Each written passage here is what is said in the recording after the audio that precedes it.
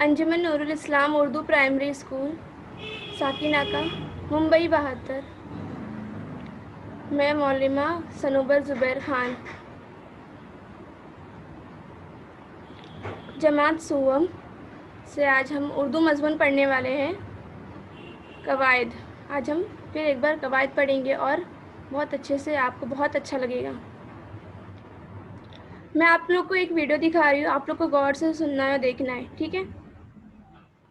रानी, क्या पढ़ रही हो? मैं मीठे बोल में जादू सबक को पढ़ रही हूँ। वेरी गुड मिस, मैंने इस सबक में बहुत सारे निशानात और अलामत को देखा है। इसे क्या कहते हैं? इन निशानात और अलामत को रमूज़ औक़ाफ़ कहते हैं। इनका क्या इस्तेमाल है? हम इसे क्यों लगाते हैं, क्यों लिखते हैं?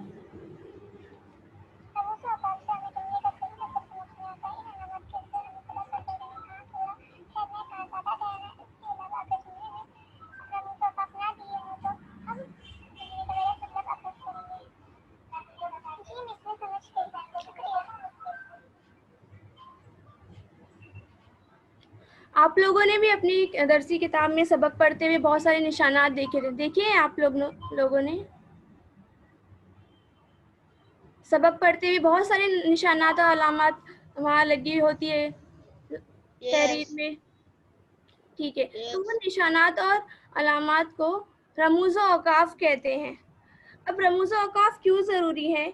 हम जब बात करते हैं तो हमारी आवाज़ कभी बुलंद होती है, कभी हल्की होती है, कभी हम अपने जज़्बात का इज़हार करते हैं। तो बोलते वक़्त तो ये हमें सामने वाले के चेहरे से नज़र आता है, उसकी आवाज़ से नज़र आता है, तो हम समझ जाते हैं। लेकिन जब हम पढ़ते हैं कहानी या कोई भी तहरीर पढ़ते हैं तो हमें ये सारी चीज़ें समझ में कैसे आएँगी? रमूज़ औक़ाफ़ इन अलामत से।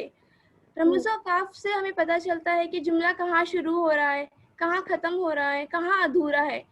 इससे हमें ये सब मालूम होता है। तो रमूज़ औक़ाफ़ क्यों ज़रूरी है? अभी हम एक कहानी देखते हैं, उससे भी हमें और वाज़ेह हो जाएगा। पुराने वक़्तों में एक बादशाह सोहराब था। उस बादशाह के इलाकों पर कब्ज़ा करने के लिए दूसरे बादशाह की फ़ौज हमला करने के लिए आगे बढ़ती चली आ रही थी। एक बादशाह था सोहराब और उसके इलाके पे कब्ज़ा करने के लिए दूसरा बादशाह अपनी फ़ौज को आगे भेजता जा रहा था। सोहराब बादशाह की तरफ से उसकी फ़ौज इंतज़ार कर रही थी कि बादशाह क्या हुक्म देगा।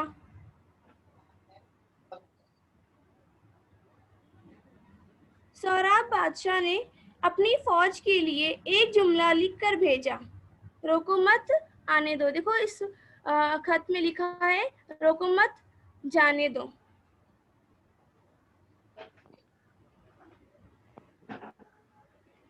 ये जुमला उसकी फ़ौज ने इस तरह समझा, रोको मत, आने दो। सॉरी, वो जुमला गलत हो गया, ठीक है? रोको मत, आने दो जुमला है। ये जुमला उसकी फ़ौज ने किस तरह समझा कि रोको मत, आने दो।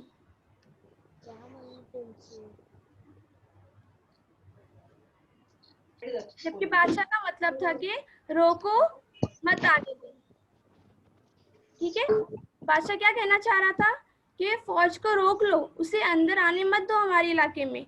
जबकि उसकी फ़ौज ने क्या समझा कि बादशाह चाहता है कि रोको मत, आने दो, क्योंकि फ़ौज ने ये समझा कि शायद ये बादशाह की कोई जंगी चाल है जिससे वो हमारे इलाके पे कब्ज़ा नहीं कर पाएंगे, वो ये समझे सिपाही लोग।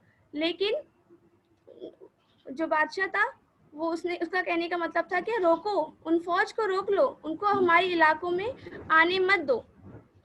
और वो लोग ने इस बात का गलत मतलब समझकर क्या किए, फ़ौज को अपने इलाके में आने दिए और वो फ़ौज आकर उनके इलाके में कब्ज़ा कर ली। तो आपको समझ में आया कि एक निशान से हमें समझ में आता है कि कहाँ पे रुकना है, कहाँ पे थोड़ा ठहराव लेना है, जिससे हमें जुमले का सही मतलब समझ में आता है। आज हम पढ़ने वाले हैं रमूज़ औक़ाफ़। Yes miss. हमारा आज का उन्वान है रमूज़ औक़ाफ़।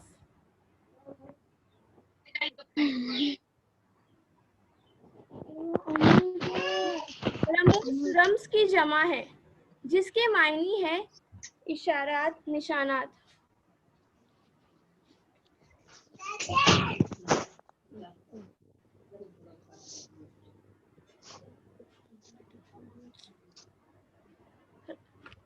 रम्स की जमा है जिसके मायने है इशारात, निशानात।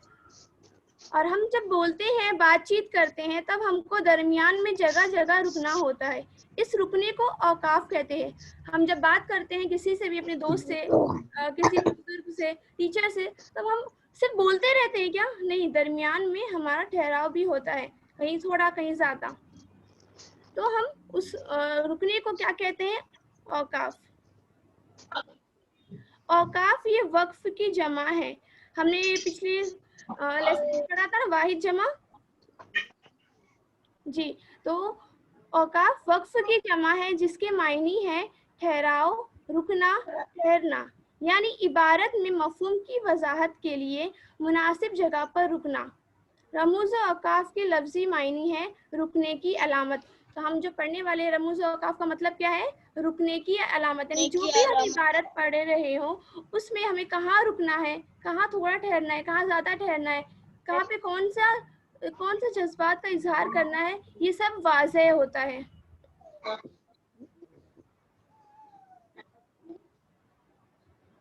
हम रमूज औकाफ की किस्में पढ़ेंगे, कौन कौन से रमूज औकाफ है। सबसे पहला रमूज औकाफ की किस्म है ठहराव बताने वाली अलामतें, और दूसरी किस्म है मतलब जाहिर करने वाली अलामतें। ठहराव बताने वाली अलामतों में कौन कौन से अलामतें हैं वो देखते हैं।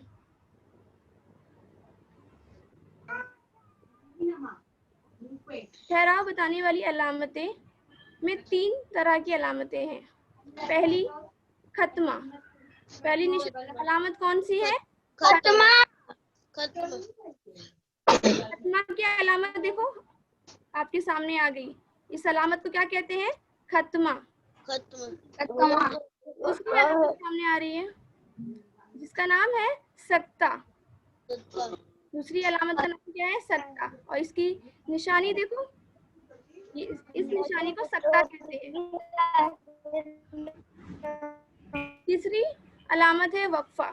इसकी निशानी सामने, इसको हम क्या कहते हैं? वक्फा। इस अलामत को वक्फा कहते हैं। तो जब भी आप पढ़ते हो इबारत, तो आपके सामने ये अलामतें आएंगी, तो आपको मालूम होना चाहिए कि इन अलामतों को क्या कहते हैं, और इन अलामत आने पे आपको कितना रुकना है, कितना ठहरना है, और कैसे पढ़ना है।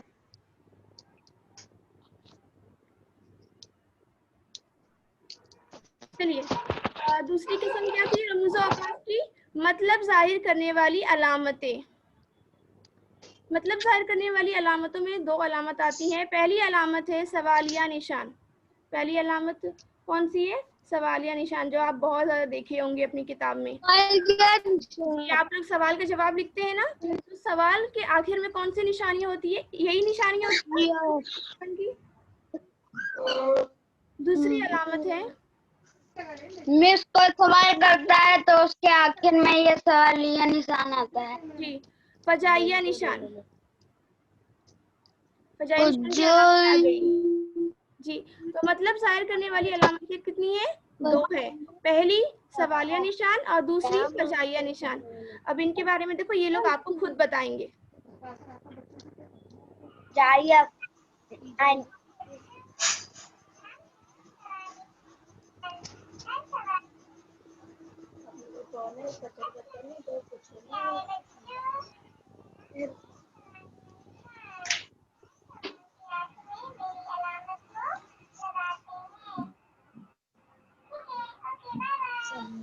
सुनिए, आपने सवालिया निशान ने अपने बारे में क्या बताया कि इस अलामत को क्या कहते हैं?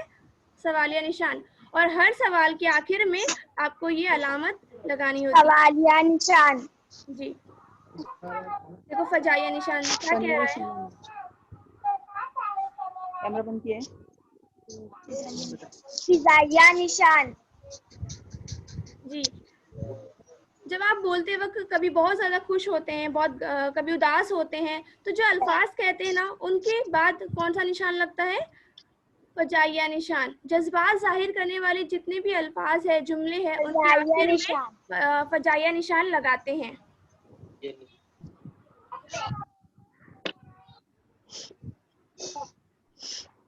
सबसे पहले हम खत्मा के बारे में पढ़ेंगे, ठीक है।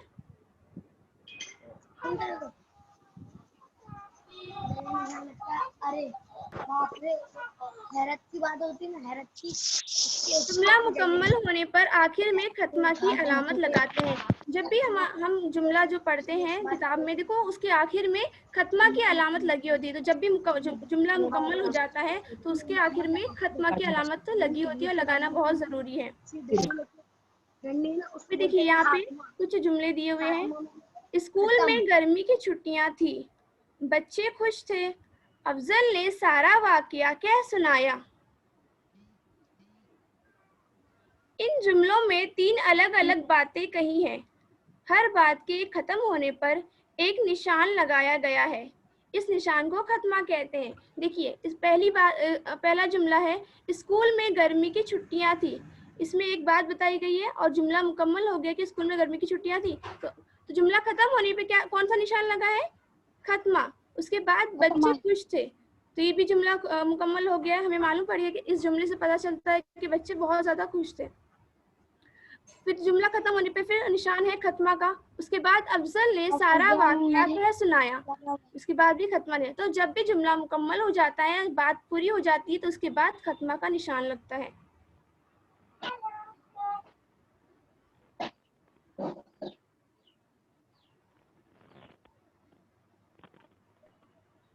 देखिए आपके सामने जुमला आया है, इस बच्चा अपना नाम बता रहा है, मेरा नाम है समीर। तो जुमला ये मुकम्मल होने के बाद हम कौन सी निशानी लगाएंगे? बच्चे ने बताया मेरा नाम समीर है, तो जुमला मुकम्मल हो गया। इसके बाद हम कौन सी अलामत लगाएंगे? खत्मा। खत्मा। Very good. जुमले के इख्तिताम पर खत्मा की अलामत लगेगी। देखिए 3 दोस्त हैं, अफजल के 3 दोस्त हैं, तो जुमले के खत्म होने पर खत्मा की निशानी लगेगी। तो आप लोग अभी जब भी लिखेंगे, अक्सर बच्चे ये गलती करते हैं कि जब सवाल का जवाब लिखते हैं तो आखिर में सवालिया निशानी लगाते हैं, जबकि आपको वहां पे कौन सी अलामत लगानी है? खत्मा की अलामत लगानी, क्योंकि आपका जुमला मुकम्मल हो गया। जवाब मुकम्मल होने के बाद आप खत्मा की अलामत लगाएंगे, ना कि सवालिया निशान की। सिर्फ सवाल में ही सवालिया निशान लगेगा, जवाब में सवालिया निशान नहीं लगता है, उसमें खत्मा लगेगा। जी गुड। बच्चा क्या कर रहा है?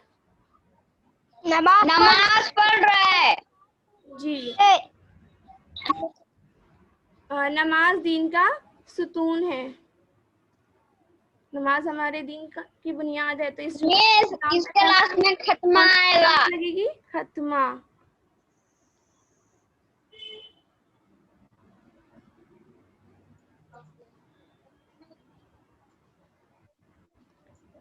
जुमला आया है, क्या है?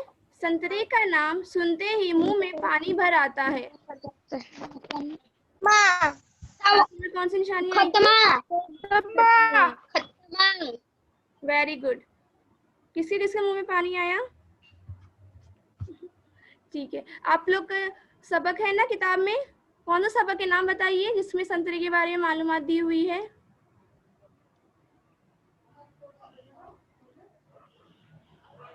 याद नहीं है आप लोग को? चलिए, संतरा सबक है ना आपकी दरसी किताब में उर्दू की? याद है। यस। ठीक है।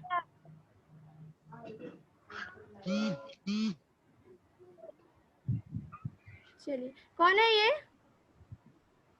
बीबी। चांद बीबी। चांद बीबी। चांद बीबी, आप लोगों ने सबक पढ़े चांद बीबी? चांद बीबी जी। चांद बीबी का नाम क्या है? चांद सुल्ताना। चांद सुल्ताना। चांद बीबी। तो जुमला क्या है? चांद सुल्ताना चांद बीबी के नाम से मशहूर है। तो हमें आदमी ने मार दिए चांद सुल्ताना का नाम क्या है और वो किस नाम से मशहूर है? चांद बीबी के नाम से मशहूर है। इस जुमले के इख्तिताम में क्या आएगा? खत्मा। मिस। जी। चांद बीबी के लोगों ने ही चांद बीबी को मार दिया था।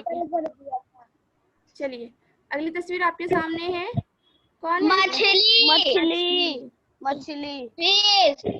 मछली प्राणी में पैर रही है। खत्म हो गया। वेरी गुड, आपको समझ में आ गया कि जब भी जुमला मुकम्मल हो जाता है तो उसके आखिर में खत्मा की अलामत लगाते हैं। आएगा। अब हम अगली अलामत पढ़ेंगे सक्ता, जिसका और सक्ता की अलामत आप लोगों ने पहले भी देखी, अभी भी देखो यहाँ तस्वीर में सक्ता की अलामत दी हुई है। इस अलामत को सक्ता कहते हैं। अभी सक्ता इस अलामत को हम कहाँ कहाँ इस्तेमाल करते हैं ये हम देखेंगे। पढ़ते हुए इस निशान पर मुख्तसर सा वक्फा लिया जाता है। जब भी ये निशान आपको कहीं नजर आए तो आप वहाँ पे थोड़ा सा ठहर जाएं। इस निशान को सक्ता कहते हैं। जब भी आप सबक पढ़े, इबारत पढ़े, तो वहाँ पे जहाँ जहाँ पे ये निशान आए वहाँ पे आपको हल्का सा ठहरना है। बहुत ज़्यादा देर तक नहीं ठहरना है, हल्का सा थोड़ा सा ठहरना है। उसके बाद आपको कंटिन्यू पढ़ना है। जो फुल स्टॉप भी होता है ना? जी जी, वो इंग्लिश में रहता है, जिसे हम खत्मा कहते हैं उसे इंग्लिश में फुल स्टॉप कहते हैं। पॉइंट रहता है। जी देखिए आगे, एक से ज्यादा चीजों के बीच में और एक ही लफ्ज या जुमले की तकरार के वक्त लगाते हैं। जो सकता है ना, इसका इस्तेमाल बहुत सारा है। हम कुछ इस्तेमाल देखेंगे कि अगर एक से ज्यादा चीजें होंगी तो भी उनके दरमियान में सकता की अलामत लगती है, और अगर एक ही लफ्ज 2 मरतबा आएंगे तो भी उनके दरमियान में सकता की अलामत लगाते हैं। जैसे पहला जुमला यहाँ मौजूद है, दोनों दोस्त जंगल के दूसरे जानवरों, फूलों, फलों और परिंदों की बातें करते। देखो जुमला मुकम्मल होने के बाद यहाँ पे सक्ता की अलामत दी हुई है, सॉरी खत्मा की अलामत दी हुई है। तो अभी हमें इसमें क्या नजर आया आप लोगों को? दोनों दोस्त जंगल के दूसरे जानवरों, बहुत सारी चीजें नजर आ रही है। जानवरों, फलों, दोस्तों जंगल में जानवर भी नजर आए, फल भी नजर आए और फूलों भी और परिंदे भी नजर आए। तो इन चीजों के दरमियान में सक्ता की अलामत लगेगी। देखिए जानवरों के बाद सक्ता लगेगा, उसके बाद फलों के बाद सक्ता लगेगा, और फूलों और परिंदों की बातें करते हैं तो यहाँ पे नहीं लगेगा। तो जब भी बहुत सारी एक जैसी चीजें होंगी तो उसके दरमियान में भी सक्ता लगता है। और इस तरह आगे हम देखते हैं बहुत सारी अलामतें।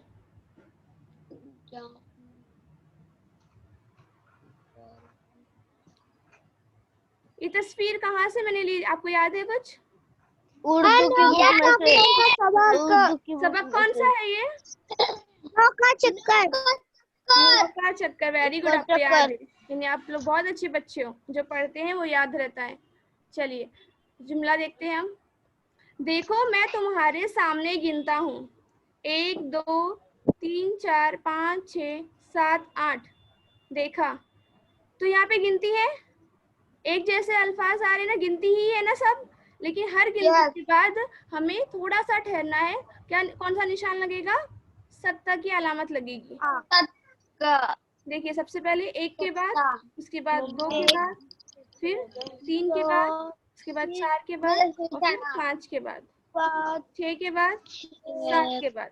तो हर गिनती के बाद आपको कौन सी अलामत लगाना है? सक्ता की अलामत लगाना है। तो अगर एक जैसी बहुत सारी चीजें दी हुई हो तो उनके दरमियान में सक्ता की अलामत लगेगी। चलिए अगली मिसाल देखते हैं हम।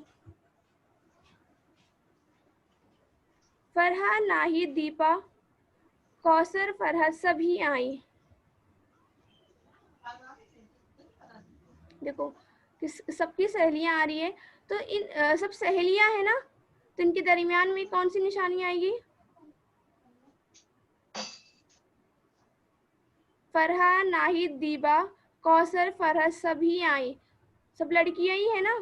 और ये जुमला मैंने आपको मालूम है तो किसकी सहेलियां हैं? कहाँ से मैंने जुमला ली? हाँ, तो फरहा के बाद कौन सी निशानी लगेगी? सक्ता की। उसके बाद नाहिद के बाद भी सक्ता, उसके बाद भी सक्ता, उसके बाद भी सक्ता, फिर कौसर के बाद भी सक्ता। ठीक है, एक जैसे मुतवातिर अल्फाज अगर आएंगे तो उनके दरमियान में सत्ता की अलामत लगेगी।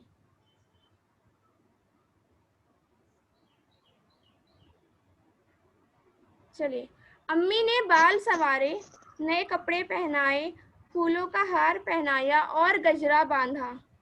आखिर में देखो जुमला मुकम्मल हो गया। तो यहाँ पर खत्मा की निशानी है। तो सत्ता के मैंने आपको बताया ना बहुत सारे इस्तेमाल है।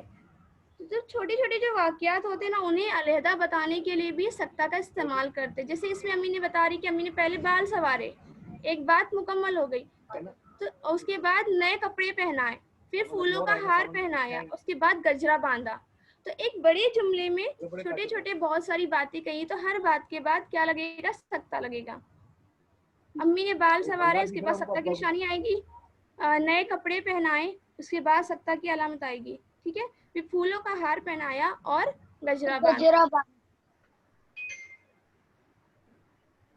आपको इन अलामत को देख के आपको पहचान होनी चाहिए कि इस अलामत को सत्ता कहते हैं, इस अलामत को खत्मा कहते हैं। ठीक है, अभी देखिए अगला जुमला है, घर की बिजली फेल हो जाए, फोन कर दीजिए, उसे दुरुस्त करने वाला आ जाए। Miss mechanic. तो उसके बाद क्या आएगा? सत्ता की निशानी आएगी। उसके बाद फोन कर दीजिए, उसके बाद सत्ता की अलामत आएगी, तो उसे दुरुस्त करने वाला आ जाएगा। तो आपको बीच में थोड़ा सा ठहराव लेना है। घर की बिजली फेल हो जाए, फोन कर दीजिए, उसे दुरुस्त करने वाला आ जाए। ठीक है, समझ में आया ना आपको? ओके।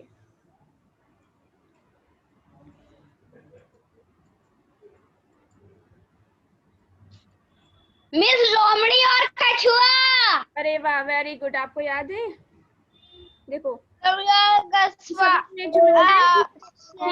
आवाज मत कीजिए। लोमड़ी चिल्लाई, शेर आया, शेर आया। मैंने अभी आपको बताई थी कि सत्ता कहाँ पे इस्तेमाल करते हैं? अगर एक जैसे दो अल्फाज आए या एक जैसे दो जुमले आए तो उनके दरमियान में भी क्या लगता है? सत्ता लगता है। तो यहाँ पे शेर आया दो मर्तबा है ना? हाँ। तो ये दरमियान में सत्ता की अलामत लगेगी। सही है। अब लोमड़ी चिल्लाई, शेर आया, शेर आया। अगला जुमला है, हाँ हाँ जरूर बताओ। तो हाँ हाँ दो मर्तबा आया है ना, तो इनके दरमियान में सत्ता की अलामत लगेगी। मिस। हाँ जरूर बताओ। मिस। जी जी। भागो भागो से शेर आया, फिर मुकम्मल हो गया तो खत्मा, सबसे लास्ट में खत्मा नहीं लगा है। हाँ तो बेटा वो उसने बहुत घबरा के वो बात कही, तो अभी हम ये भी सीखेंगे आगे, वहां पे भी फजाइया निशान आएगा। और भागो भागो के दरमियान में सत्ता की अलामत। ठीक है, चलिए आगे हम पढ़ते हैं वावेन। वावेन और सत्ता का भी ताल्लुक है, दोनों एक साथ इस्तेमाल करते हैं। मैं आपको बताती हूँ, इस अलामत को तस्वीर में आपको जो नजर आ रही है अलामत, इसको वावेन कहते हैं। बोलने वाले के मुंह के अल्फाज या जुमले दिखाने के लिए उस अलामत का इस्तेमाल करते हैं। किसी ने कोई जुमला बोला तो उसका जुमला हूबहू बताने के लिए हमें ये अलामत का इस्तेमाल करते हैं। जैसे लड़का था जरा तेज मिजाज, अकड़ कर बोला।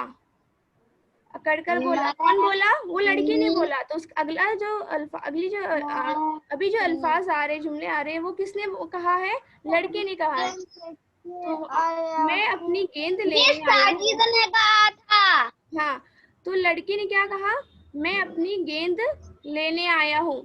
तो ये जो मैं अपनी, यहाँ से किसके अल्फाज शुरू हो रहे? उस लड़का ने जो बोला। तो बोला के बाद सबसे पहले हम सत्ता की अलामत लगाएंगे और उसके बाद वावेन लगाएंगे शुरू में और आखिर में। सीधा वाला शुरू में, उल्टा वाला आखिर में।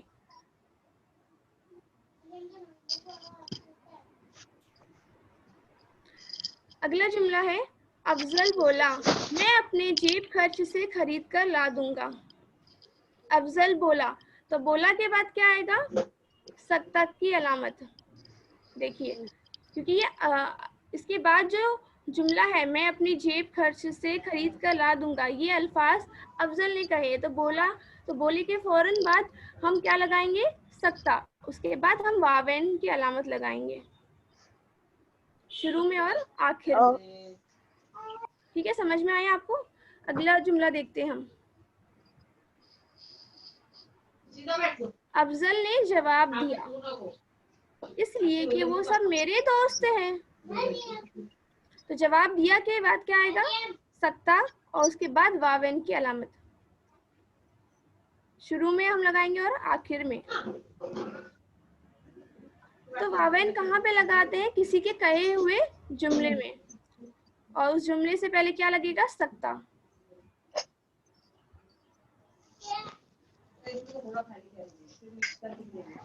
वावेल लगाने से हमें अंदर और बाहर के जुमले में फर्क मालूम पड़ता है कि कौन सा जुमला उस बच्चे ने कहा और कौन सा जुमला उस बच्चे ने नहीं कहा।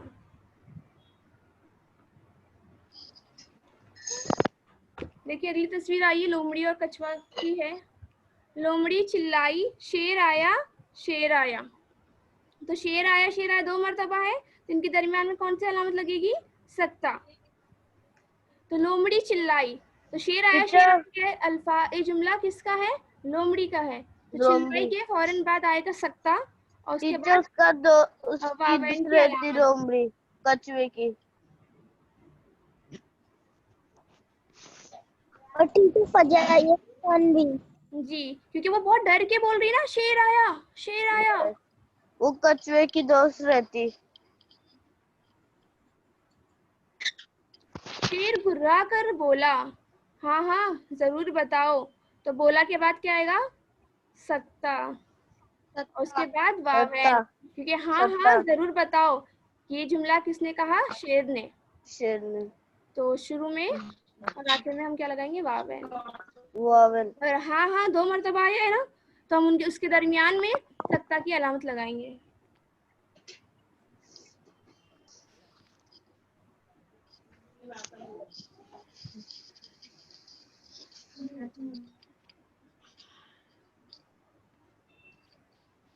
चलिए तारी से एक और जुमला है।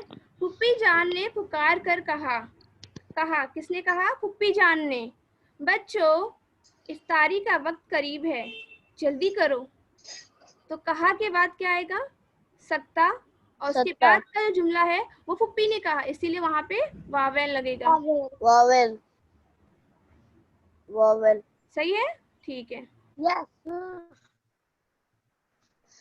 अगली अलामत है सवालिया निशान।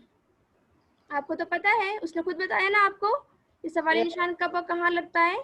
ये निशान हर सवाल के आखिर में लगाया जाता है।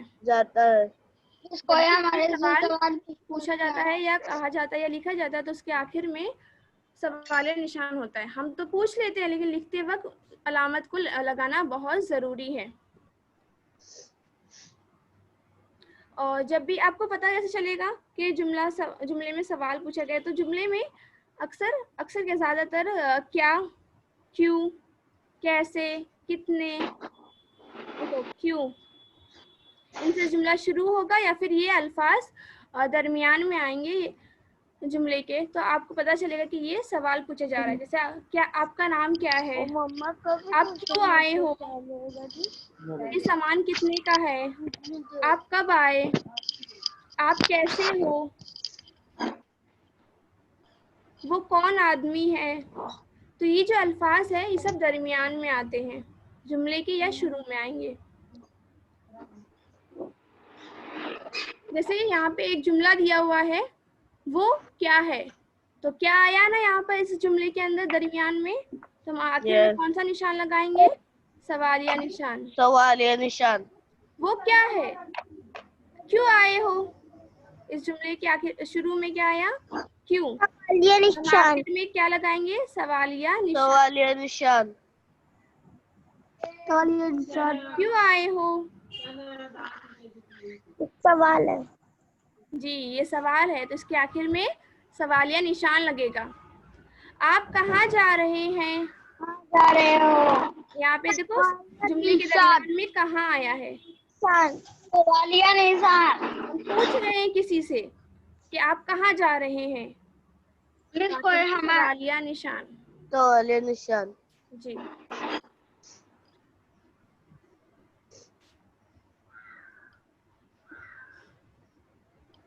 सवालिया निशान। क्या बात है, देखो लड़का परेशान है। क्या बात है? हम उससे पूछेंगे ना क्या बात है। देखो शुरू में क्या आया, क्या सवालिया सवाल निशान। पूछते सवालिया क्या निशान। बात है। सवालिया निशान। Very good. आखिर में सवालिया निशान है, निशान। सवालिया निशान। सवालिया निशान। सवाल पूछा जा रहा है।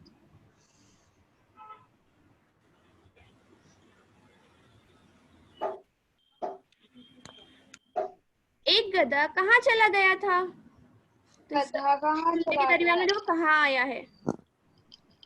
और वो पूछ रहा है ना भोलू कि एक गधा कहाँ चला गया था। आखिर में सवालिया सवालिया निशान। निशान। गुड। जब भी कोई सवाल हो तो उसके आखिर में सवालिया निशान लगाना जरूरी है। और जब जवाब लिख रहे हो आप तो आप सवालिया निशान लगाएंगे नहीं लगाएंगे। No miss. लगाएंगे। खत्मा। Very good. खत्मा।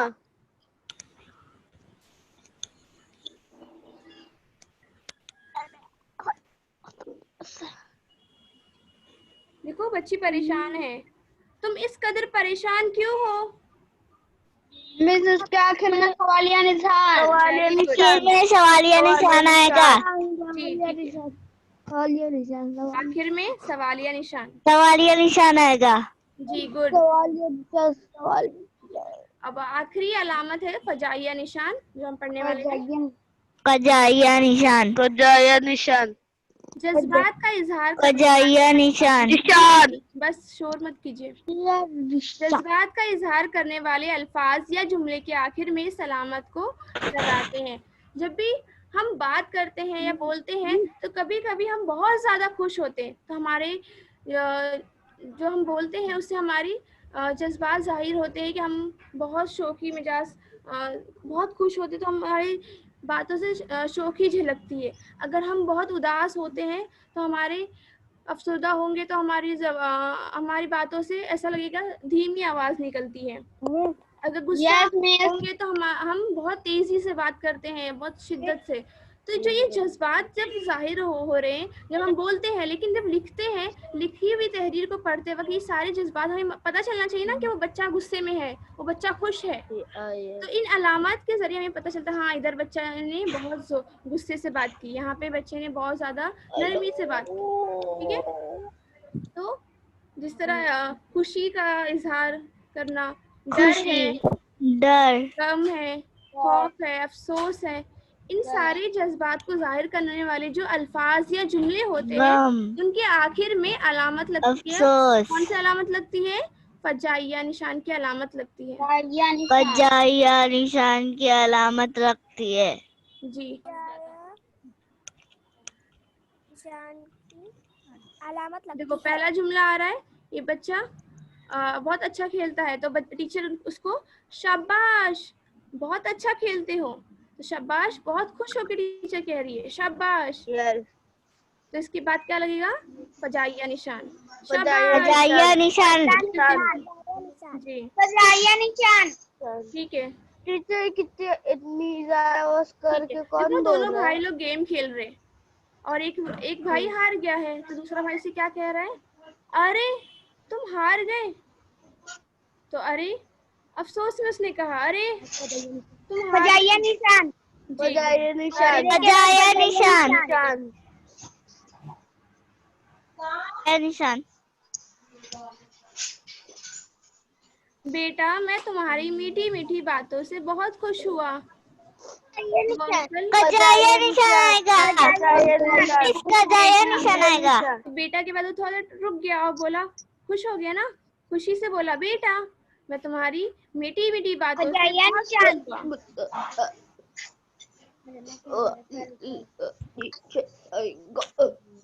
देखो अभी इस जुमले में अरे अभी तो तुम कह रहे थे कि 9 है। देखो वो फिर से बोला अरे परेशान होकर, अभी तो तुम कह रहे थे कि 9 है। तो अरे के बाद क्या लगेगा। फजाइया निशान। कजाइया निशान आएगा। मिस जी जी मैं सुन ली। देखिए वापस से मिस संतरा। आहा संतरा। संतरी का नाम सुनते ही मुंह में पानी भर आता है। कजाइया निशान आएगा। गुड, आपको समझ में आ गया। तो आहा संतरा, इसके बाद कौन सा निशान आएगा? कजाइया निशान। ठीक है, वेरी गुड। चलिए अभी हम मश्क करते हैं, देखते हैं आप लोग को याद है कि नहीं। आपको जोड़ी लगाना है। तो पहली जोड़ी है सत्ता। आप इसके निशान बताइए 1 2 के हिसाब से। तो सत्ता की अलामत कितने नंबर पे है? पहले नंबर पे, नंबर पे, ये 5 सत्ता। मैं सत्ता पूछ रही हूँ। सत्ता की जोड़ी किससे लगे? अलामत आपको बताना, अलामत का नंबर बताना। सबसे नीचे। सबसे नीचे, वेरी गुड। निशान लास्ट वाला। सत्ता की अलामत कहाँ पे? सबसे नीचे, चौथी निशानी है। Very good. तो आप पहचान लेंगे ना जब भी आप उसके बाद है खत्मा। सेकंड वाला निशान। थर्ड वाले पे। वेरी गुड, सही है। जोड़ी सही लगी? Yes miss. यानी आप सही बता रहे हैं। सवालिया निशान थर्ड वाला फोर्थ वाला है। थर्ड वाला 2 सवालिया निशान दूसरे नंबर पे। जी जी, सही है, सही। सेकंड मिस कजाइया निशान वाला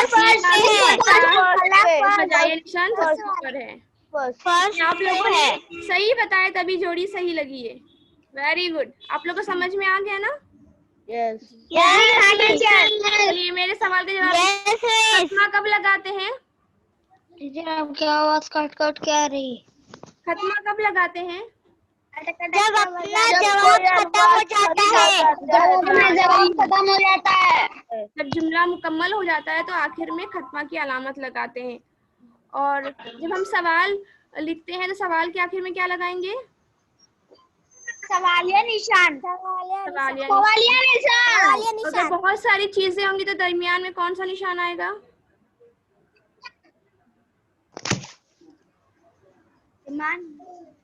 पहला निशान। सत्ता। निशान आएगा। अगर बहुत सारी चीजें होंगी तो उनके दरमियान में सत्ता की अलामत लगती है। बहुत खुश हो, उदास हो, तो इन सारे अल्फाज के बाद कौन सा? निशान। कजाइया निशान। Very good. चलिए आप लोग अपना घर काम ले लीजिए।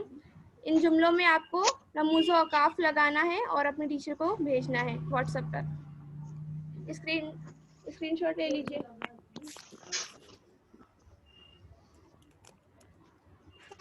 ले लिए। जी ठीक है।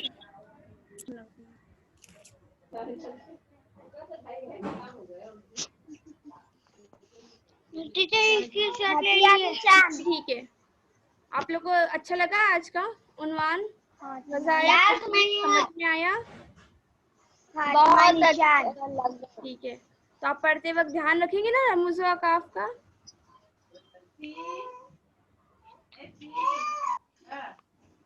जी ठीक है।